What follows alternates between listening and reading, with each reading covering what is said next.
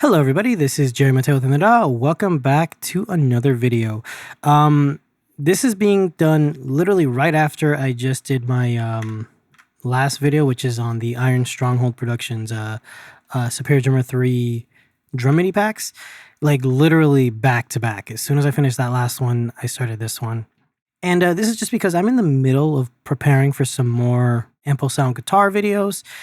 And I was really impressed with the Riffer section. I mean, I've mentioned it before in past videos. If you guys have seen those, I have a lot of videos on ample sound plugins that I tend to use Guitar Pro to actually write my music because I own it. I play guitar, I record it down, and then I tab it out in Guitar Pro. And I really like that ample sound allows you to actually import the sessions, right?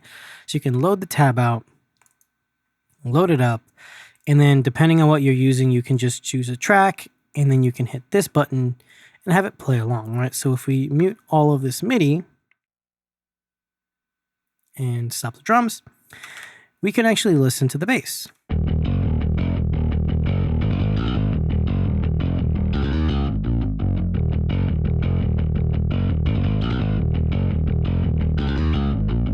And it sounds great. It sounds way better than if you just exported the Guitar Pro MIDI and put it into your DAW, because it doesn't keep any of that articulation change and stuff like that, which is fantastic. I think it's amazing that Ample Sound does this. The problem is that there is always a slight delay just because it has to read a file before playing it back.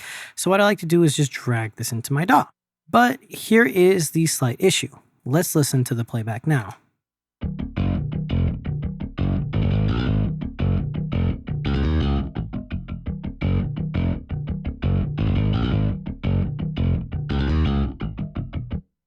Now that might be in time and that might sound pretty good, but that does not sound exactly like what it was playing back earlier. And I think what happens is that there is a miscommunication when translating MIDI from Guitar Pro into your DAW, period. Because when I do this directly from Guitar Pro, it does the exact same thing. And it does it no matter what software I'm using. And I've had a lot of comments and even emails where people asking, hey, is there a way to get your guitar or bass to sound more realistic? And I do tell them that, hey, yeah, you do automation, you edit the MIDI after, and you do get it to sound a lot better. But I haven't tried this out. Now, if you click Convert Measure to Riff, this turns it into your Riffer section, right? And listen to the Riffer. That sounds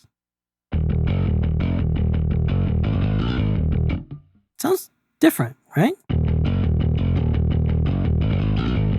A little bit more realistic. So what happens if we drag this into our DAW? Check this out.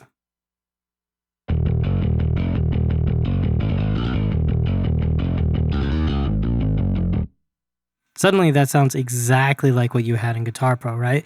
And the same thing works for guitar parts, right? So we have Ample Metal Hellraiser and Metal Eclipse. I've done no mixing to the session. There's no mixing at all. My plugin list is literally just an amp sim. I'm using the Seismic Bass amp suite, amp knob Trivium rhythm for both of these guitars. And then I have the M5133 on the guitar and drums. Let's show you guys. We have the Riffer. Here we go.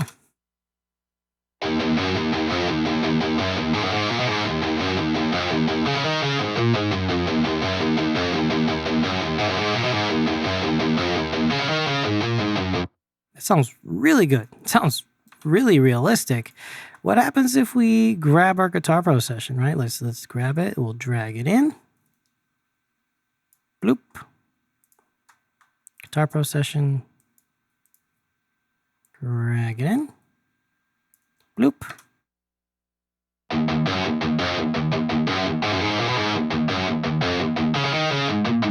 Sounds pretty good, but it doesn't sound as good as this.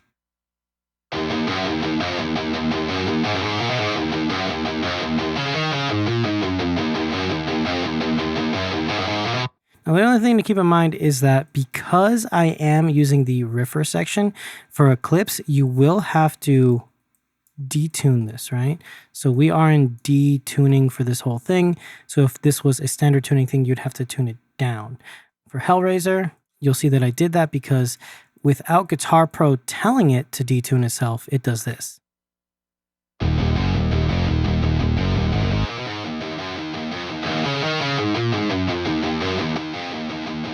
But this is in D standard tuning.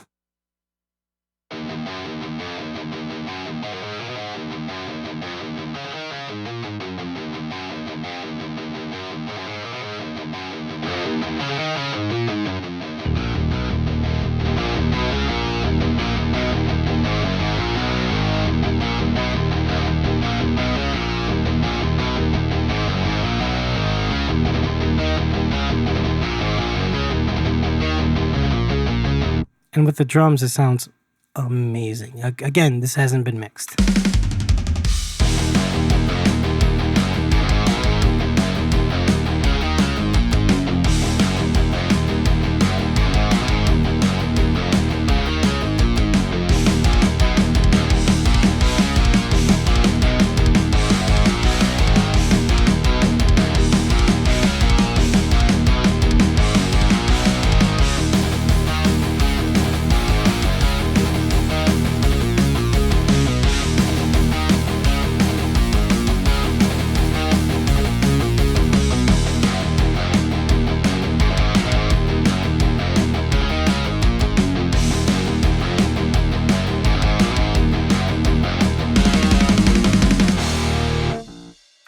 Cool. That's it. And if you hear, you even get that nice little buzz at the end, right? Listen to that end. I love it. Sounds fantastic. I really like this. I don't know how big you can get with riffers. I think it maxes out at 64 bars. I find if we can go farther, right? If we can go bigger, we can get a really, really cool thing. Because right now, this song is only, let's see, it's only about 45, it's less than a minute long, right? If we can go twice as much, we can get about 1 minute and 30 seconds. Maybe if we can go 4 times as much, we can get a 2-minute song out. Honestly, if we can make this, I know it's a lot, 512 bars or measures or whatever it uses, we could actually get a full song out of this without having to switch between parts. And I think that's really, really cool because it would make you be able to do everything in one go, mostly with my workflow because I use Guitar Pro. So I'll just make a giant session and then I'll just import it and then I'll just go slap, slap, slap and it'll be done. But yeah, really, really good. Sounds fantastic. Anyway, that's it for this video. This is Jerry Montero Thin the Dot. This is another Ample Sound video. I have like 1 billion of these at this point. But yeah, I really like this feature. There is a video coming out on Vintage Cherry. Really, really, really good sample library. And yeah, that's it for this video. I'll see you guys later. Bye.